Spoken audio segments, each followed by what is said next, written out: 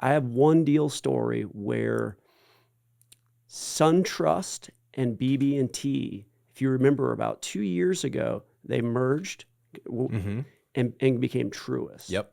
And Truist is a different animal than the two of those individual pieces.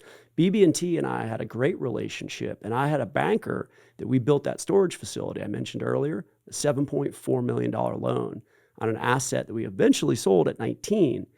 But when it was leasing up and we finished the construction, the merger happened. And one day my banker called me, and we were just getting to the point where we covered our debt service coverage ratio. So your NOI relative to your debt creates your DSCR ratio, and the banks live by those when they need to or want to. But we weren't quite to the 1.2 ratio that's so common. And my banker called and said, Josh, I'm sorry, I'm no longer your banker because of the merger. I'm like, well, I'll never forget, her name was Issa. But Issa, you had sent me an email about 2 months ago promising me a 12-month extension. Josh, I'm sorry, the file is no longer mine.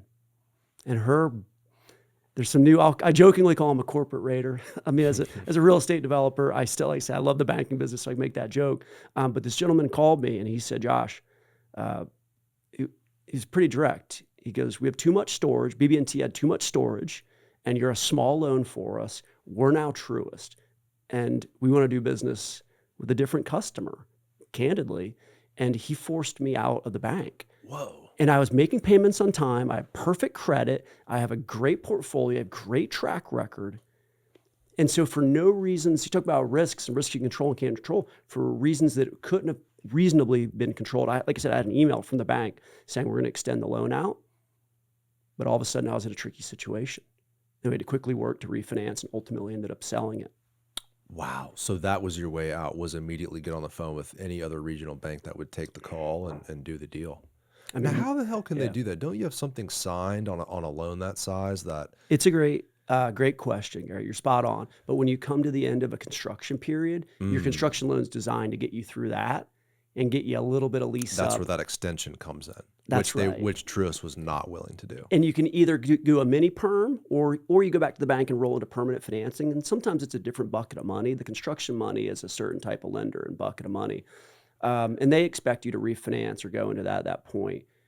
But yeah, to your point, she was watching my monthly financial growth. And at that point, we had 686 storage units. I'll never forget this number. When we finished the building, I was like, this is beautiful. I'm looking at the rent roll. Oh my God, I have to get 686 leases? Right. That's insane. Some of them are now 10 by 10 or 20 by 20 or these spaces. But it started filling up. We threw a grand opening party and we're out there promoting. I'll never forget. I had several projects going on, but I'm going around the neighborhood in front of the Publix, handing out flyers. We had Chick-fil-A. We had a bouncy house. I need to fill this building up because I had investors, I had banks, I had that. But yeah, once we filled it up, she felt really bad that they couldn't do the 12-month extension. So I was, we were scrambling. Damn, you were handing out flyers to get that thing filled up. That's amazing. That's the level of grit it takes. That seems to be so unique to what you do. I mean, maybe not. Are there a lot of guys in that niche, in that space, that operate, sounds like a $7 to $10 million deal? Do typically guys do that? No, or do you feel no. And by the way, I hired a group of people. And then I had people from my office that were helping. It was a team effort. It was the day of the event. It was a team effort. Yeah. But the best leader leads right by showing that I'm not going to ask you to do anything I'm not willing to do. So if I'm asking you to do this, and by the way, I'll just talk about results for a second. CubeSmart is the second largest management company in the country behind Extra. They go kind of back and forth for 1 and 2, I believe, in Public Storage, a few other. CubeSmart's number one record for units leased in a day on day one grand opening was 8 units. 8 units in a grand opening day, the first day of a business being open, they leased 8 units. That's it? Out of 1,400 locations, that was their number one day one. I know because I was asking them. Because I called them 2 days before and I said, I don't want 2 reps working that day. I want 4 people with iPads and I want your sharpest. Like, right. Why? And I'm like, because I'm on social media. We're doing e-blast. I've got people passing out flyers in the neighborhood of Celebration. Celebration's a little community next to downtown Orlando. It's where Disney's master plan community. We leased 28 units. Holy shit. You blew past the record. We blew past the record.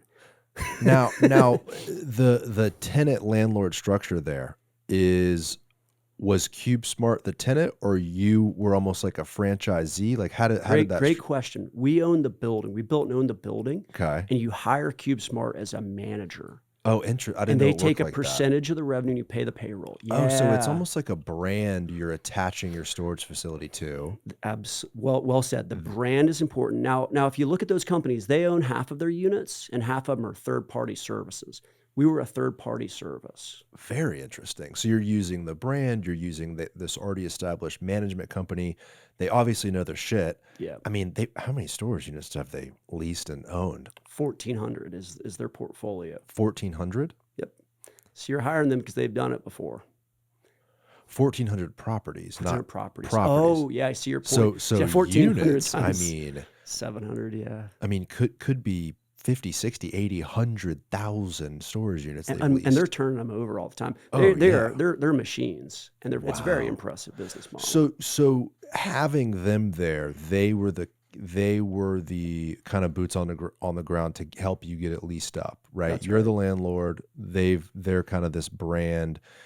They don't have an ownership, but they're a management company. Interesting. I didn't know it worked like that. So you blew them out of the water. Did corporate email you like, "Hey Josh, we want you to come work for us actually as the leasing president"? They want that in a different way. They want us to go develop other facilities Ah. and then let them come manage. Mm. But I did get an email because I was receiving some slack because I wanted multiple people to be there versus their recommended allocation.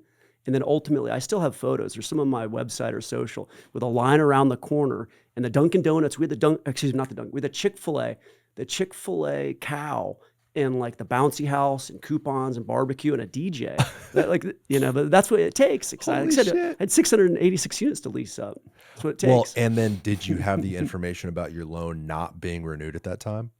So did you have that pressure behind you? No, that was maybe 6 months later because we'd mostly Right, because you were filled leasing it up. up. Right. Yeah, Right. But it was a stressful couple of months. Did you use tell that you. story to the next banker and say, "Look at the effort I've put in"? Yes. Yes. Yep. We found the land. We bought it distressed. We got the construction drawings. We spent all the money on that and did all the And look at our efforts to get this and thing look at our leased up. efforts. Absolutely. Wow. You tell that.